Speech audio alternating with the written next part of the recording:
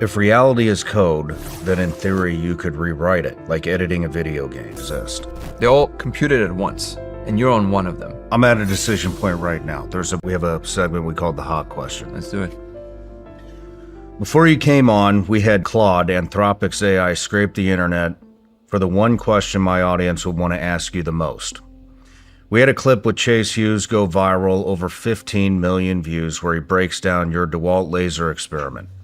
People on DMT seeing the same code on a wall, no explanation for it. So I have to ask you, the guy who actually discovered it, do you believe we're living in a simulation? And what makes you so sure, if so? The reason I'm so sure is because it was shown to me directly. Now, again, I don't expect anyone to just follow me there, but that's the answer to the question. The reason I'm so sure is because it was shown to me directly. If reality is code, then in theory you could rewrite it, like editing a video game. Does that mean time travel is real? It's not necessarily that you can rewrite the game. So like when something is rendered, fully computed, it can never be uncomputed. That does not preclude time travel.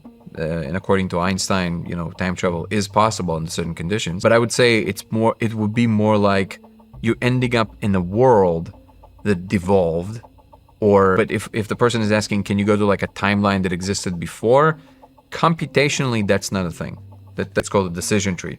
So if this, then that. There's only maybe two logical options. These two logical options have three others, each one, and then it keeps branching out, right?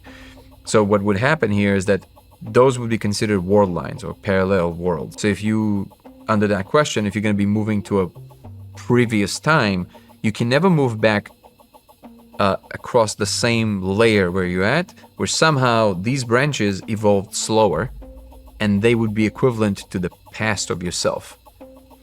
See what I'm saying? It would be agents that are of a different world. They would be literally in a parallel. Basically, what you're saying is you're talking about decision points. Yes. That are split, and so you're basically what you're saying is every possible scenario, right, is an alternate world. Mm-hmm. There's the physical time, which is easy, which is just like literally how many computational steps the universe. That was one path you took. What if you took a different street that day? Mm-hmm.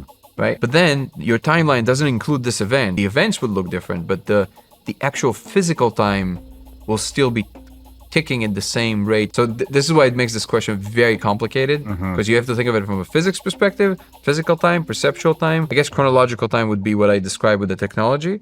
And then you also have to think about what all of this looks like. So every decision point is a split in perception of reality. Correct? Every instance of your neuron firing anything, not even something you're doing consciously. So there's trillions of them happening every second. And so you think that all of those realities actually exist. Yes. Correct? They're all computed at once, basically. And you're on one of them. So if I ask the bonus question, yeah, then we're at a decision point, right, where it wise out. So if I ask the bonus question, that transfers me into another reality. Yes, it's a very unique ability of conscious agents like ourselves. It took us too far afield from where I wanted to go. You can error correct. You can start, so world lines can split. They can also remerge. You're asking the deepest question that bothers the most amount of people, which is the whole question of free will.